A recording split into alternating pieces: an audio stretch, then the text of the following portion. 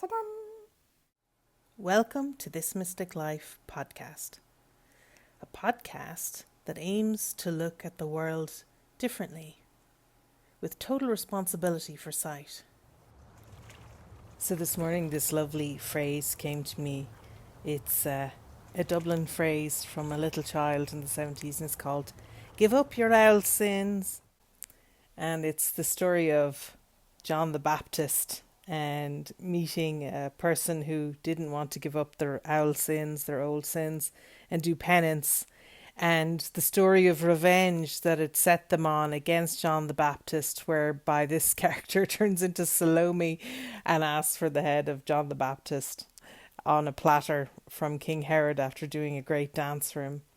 And I've included a link for the little short film, and it came to mind this morning because this feeling of several holy encounters I've had recently with people where I could have exclaimed, "Give up your owl sins."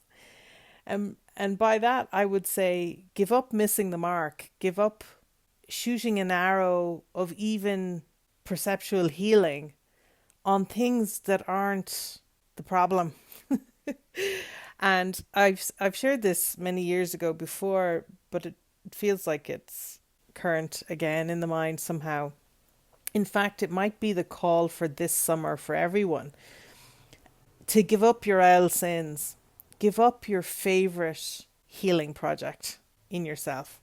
Give up healing that thing you think is a problem.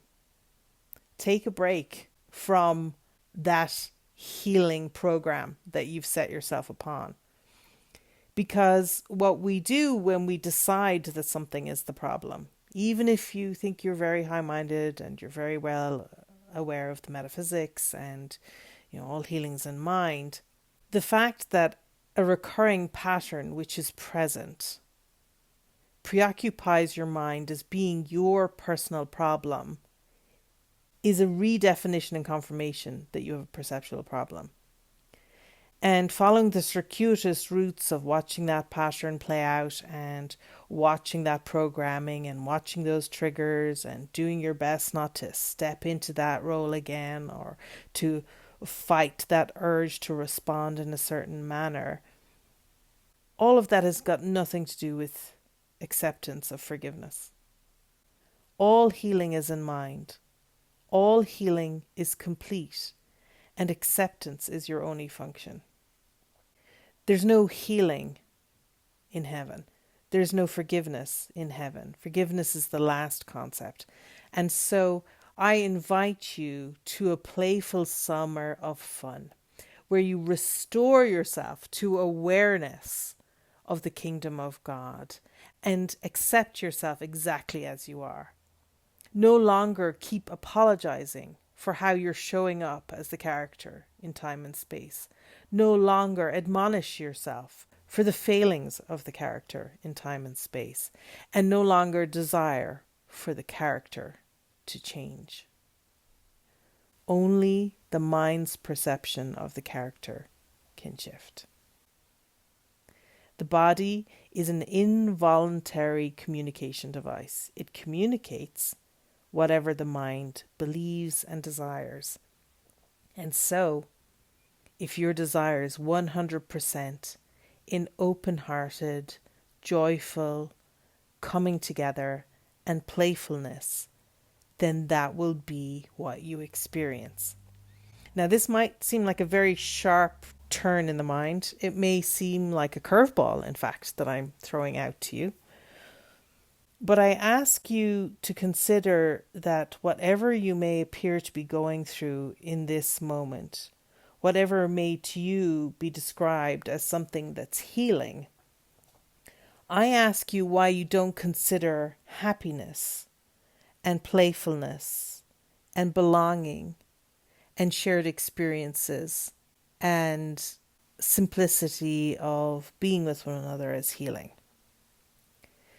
This idea that we need to be processing and producing results and reforming our character and showing up again and again on some kind of karmic wheel of reconstruction really denies the power of the mind and the truth of who we are in this moment.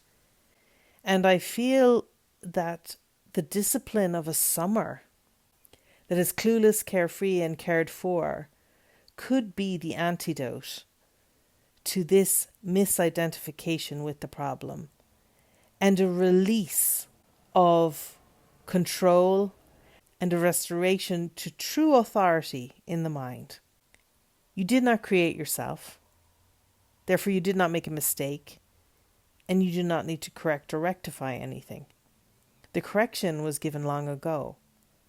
God is the author of reality, and whatever seeming creations you have put in place that are confusing the mind with a maya of multiplicity is merely to be watched and witnessed to.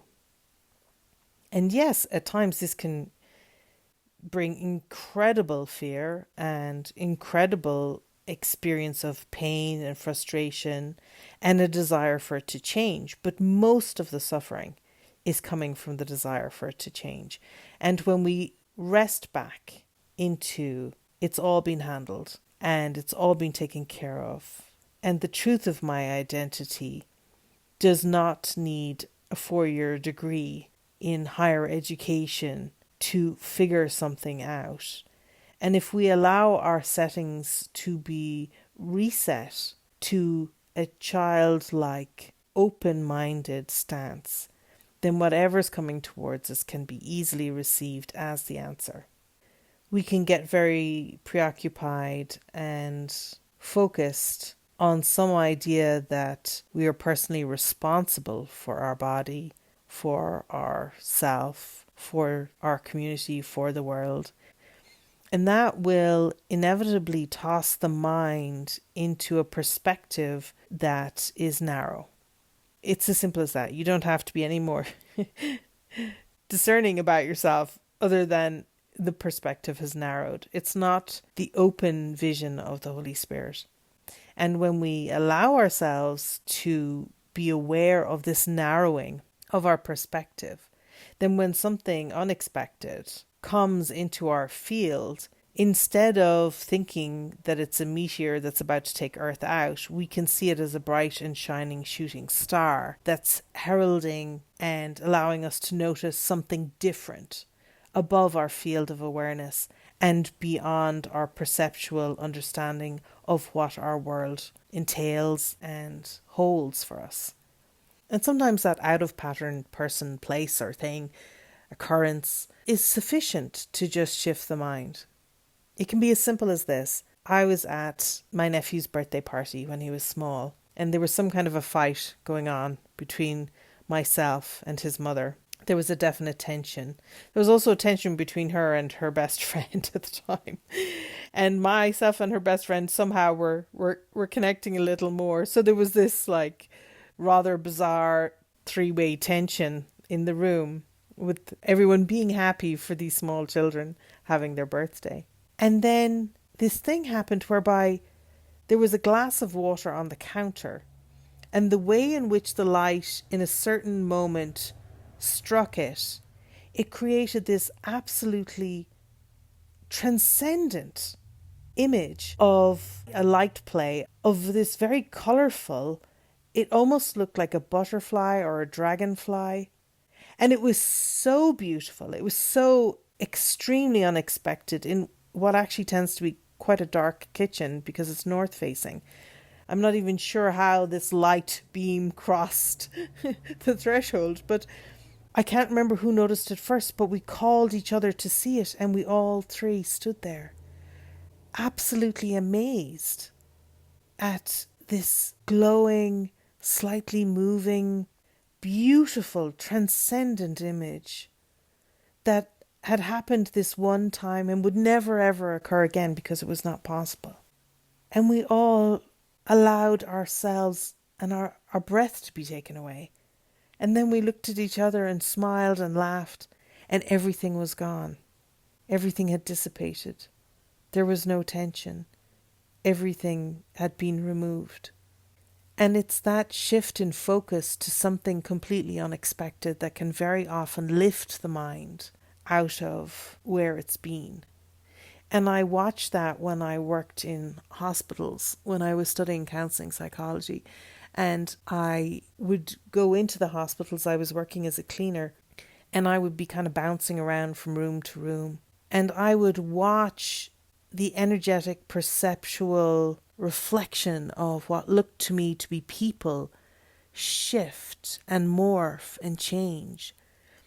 And I made a very firm decision at that point in my life to not hold a static image of anyone, to ensure that I would return my mind to a reflection of the light and the truth and who they were, and not join in the mesmerism. And I found that I had the most expansive working life in that place and the most open-hearted experiences. And I would actually say it was probably the happiest time of my young working life, that time working in the hospital, because I felt like I had this sense of purpose, and yet I didn't have a role where I was helping people. My role and my function was to be simply a presence who wasn't the helper, but who was the support. And what do I mean by that? I mean, I wasn't the therapeutic person. I was the second pair of hands. I was the one walking behind with the wheelchair in case somebody fell when they were practicing walking. I was just this extra witness to what was happening. And it gave me this incredible perspective on any idea of what people might be going through. And I've had a lot of companions recently that have been going through what could be called extreme awakening experiences and facing and unearthing deep beliefs in the mind and desires and activating and seeking forgiveness and healing within that. And yet I feel it's very important, and when I've joined with each of those as they've been joining with me, is to orientate to the fact that there's a perceptual problem. That yes, the body may seem to be reflecting the perceptual problem, or intimately through pain drawing it sharply to focus because it's time to accept the healing. Yet the focus and the function is on acceptance. Acceptance of what is, an acceptance of what's given, and an acceptance that all healing has been completed. All healing is in mind, and so acceptance is of the mind. You're not asked to do forgiveness. You're asked to accept that everything is forgiven.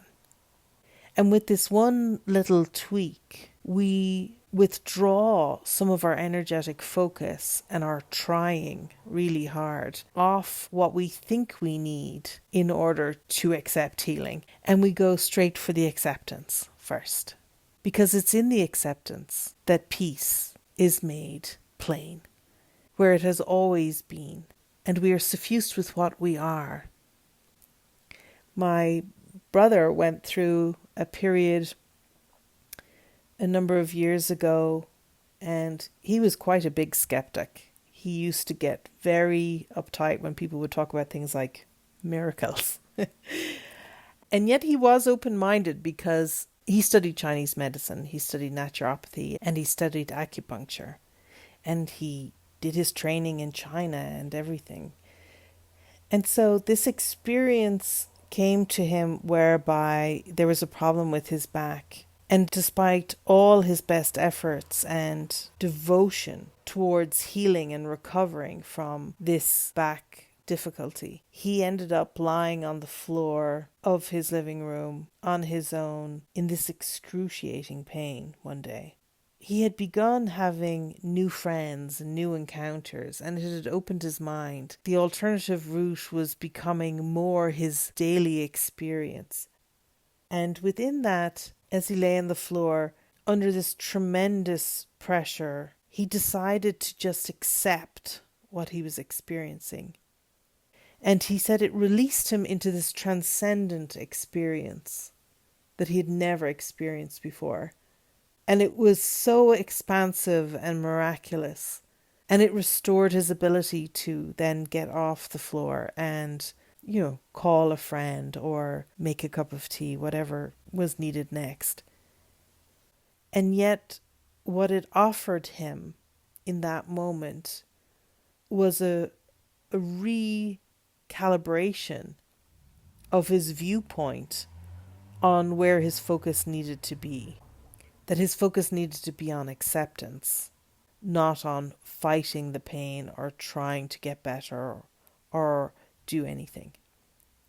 Now, I'm a firm believer in, by all means, take medication, have a hot bath, call a friend, whatever you believe will relieve the suffering.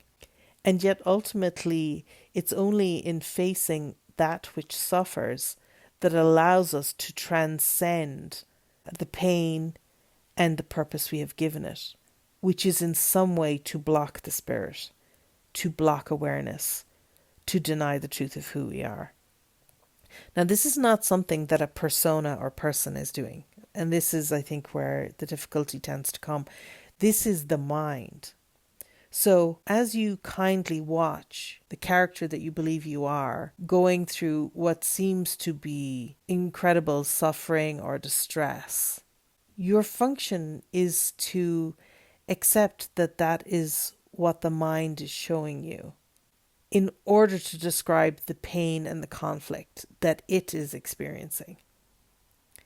And if we go too far into trying to correct and fix through the form, we tend to lose the clarity of what the play of awakening on the screen was trying to show us being the mind.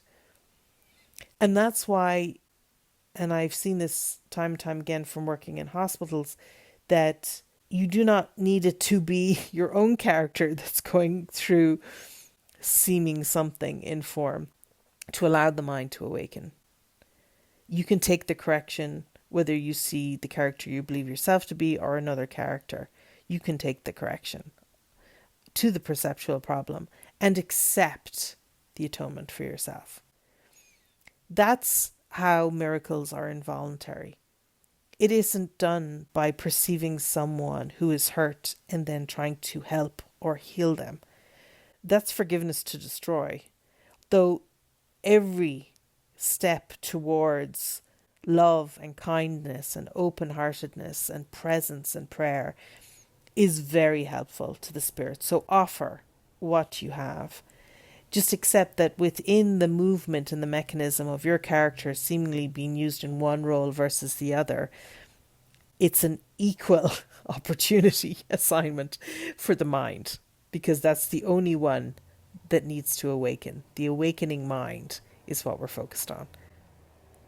And so I feel that a number of the friends who have connected recently and are experiencing maladies of the mind or of the body, they're also plainly aware of the hurt and hatred that is present in relation to stories from the past.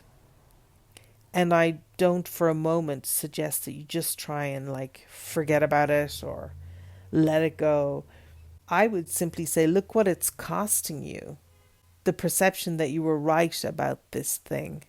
It's the being right about the situation that you perceive now or perceived then that is causing the pain, that is causing the flare-up, that is putting your feet to the furnace.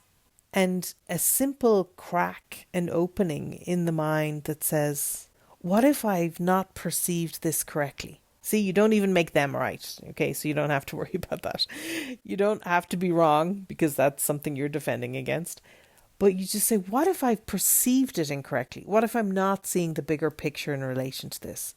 What if there's something it's trying to show me? What if, in fact, it's trying to offer me release in some way? And just with that little chink in our armour of self-defense and self-protectionism, there is a possibility for the mind to open and rest and relax back. And I often feel that once we've had the insight that's a great time to, take the painkiller or have the hot bath. There's no need to continue to cycle in the suffering and the echo of the pain in the body. It is vital to bring comfort. It's just that we are invited to go to the comforter first, rather than seek our own solution to our own perceived problem. It's the personal element here that is the lockdown loop of suffering.